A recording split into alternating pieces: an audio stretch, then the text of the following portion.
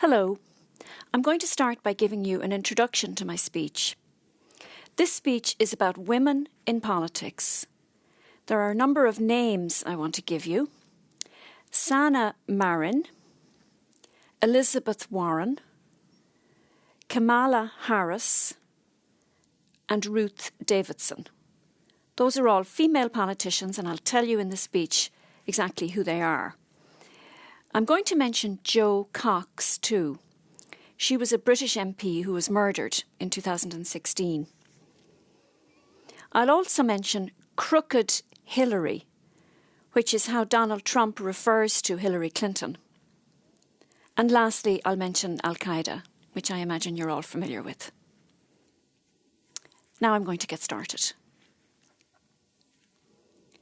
Ladies and gentlemen, if you've been following the news recently, you could be forgiven for thinking that women in politics are doing pretty well, at least here in Europe.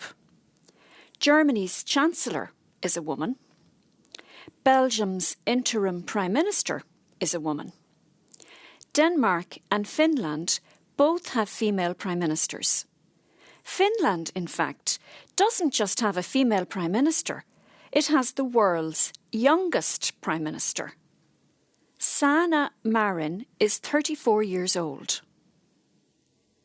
The UK and Romania have also, in the recent past, had female Prime Ministers. Here at EU level, Ursula von der Leyen is the first female President of the European Commission. Her College of Commissioners is made up of 11 women and 15 men. That's the most gender-balanced commission we've ever had, if I'm correct. In the US, meanwhile, Hillary Clinton ran for the presidency in 2016. And there are already a number of women, including Elizabeth Warren and Kamala Harris, running for the Democratic nomination for the presidency in 2020. As I've said then, you could be forgiven for thinking that women in politics are doing pretty well. But that is sadly not really the case. The headlines about female prime ministers, female commissioners, and female candidates for the US presidency notwithstanding, the truth is that worldwide, women are still underrepresented in politics. In this speech, I'm going to look at some of the reasons why this is the case, and I will provide some figures that demonstrate just how underrepresented women are in the political arena. I believe we need to go back to the beginning to figure out why women are underrepresented in politics. By going back to the beginning, what I mean is that in most countries, women couldn't even vote until the last years of the 19th century or the early years of the 20th. World War I and its aftermath was a key factor in women in many European countries being given the right to vote. But even then, in some countries, there were still restrictions. It was often the case, for example, that women could initially only vote in local or municipal elections and only later got the right to vote in national elections. There were other kinds of restrictions too. In Ireland, for example, voting rights were given to some women in 1918, when Ireland was still part of the United Kingdom. Women could only vote if they were over the age of 30 and were property owners. It was not until 1922, when Ireland became an independent state, that all women were given the right to vote in national elections. Women in Britain had to wait until 1928, and women in France until 1945. More recently, it was only in 2015 that women in Saudi Arabia were finally allowed to run and vote in municipal elections for the first time. Clearly then, all over the world, women were excluded from the world of politics in its most basic form, the right to vote. They were excluded for a long time, and it's going to take a long time to catch up with men in this respect. But there are other reasons too why women are underrepresented in politics. Some people would say women are underrepresented because they're just not interested in politics. They don't have the same interest in politics as men do, and they therefore don't put themselves forward in the political arena. Ladies and gentlemen, let me nail my colours to the mast here. Let me be very clear. I think the argument that women just aren't as interested in politics as men are is absolute nonsense. Of course women are as interested in politics as men are. Of course they're as capable in the political arena as men are. The difference is the political arena is just not conducive to women's participation in it. Now, what do I mean by that? It's not conducive to women's participation. Well, firstly, politics is a pretty family-unfriendly arena. That's true for both men and women, of course, but let's be honest here. Gender norms mean that in most households, women are still the primary caregivers. It is women who have children, and it is women, for the most part, who are the primary caregivers to those children. They may even also take care of older relatives. That means that being able to strike a work-life balance is very important for working women, for all working women. Unfortunately, politics makes it hard to strike this balance. The family-unfriendly working hours and conditions associated with a career in politics make it very difficult for women in politics to meet both their political responsibilities and their family responsibilities. These difficulties were highlighted in August 2019 by Ruth Davidson when she resigned as Scottish Tory leader. She cited both the conflict she felt over Brexit, but also a desire to spend more time with her partner and her newborn son as the reasons for her resignation. She said that she could not justify spending so much time away from her child, and that in the past she had spent too much time away from her loved ones. This was not a mistake she wanted to make with her son. Ms. Davidson was widely praised for her honesty, but there was very little commentary in the media about the difficulty women in politics face in trying to strike that work-life balance. I believe that this difficulty is part of a vicious circle for women in the political arena. Not enough women put themselves forward for election because they feel their work-life balance will suffer. If women aren't putting themselves forward, that means there aren't enough women to vote for. And if there aren't enough women to vote for, not enough women will get elected. And if not enough women get elected, then politics will never change. And the same barriers that women face today will still exist in 20 years' time. How then can we break this vicious circle? Can it even be broken? I believe it can, but I also believe that there is another significant factor that keeps women out of politics. For me, this is a particularly worrying development.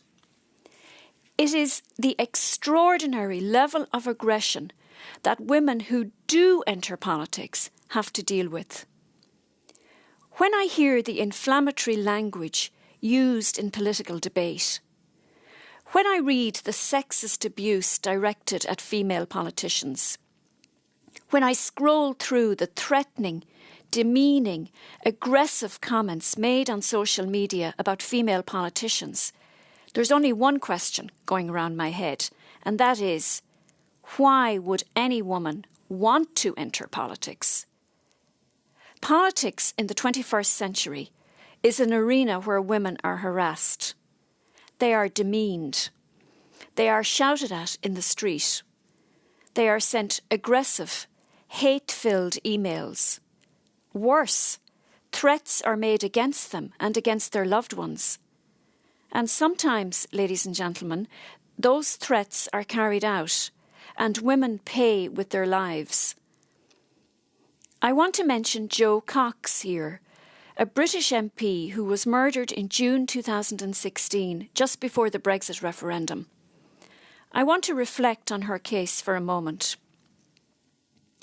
The murder of an MP, male or female, is thankfully a relatively rare event.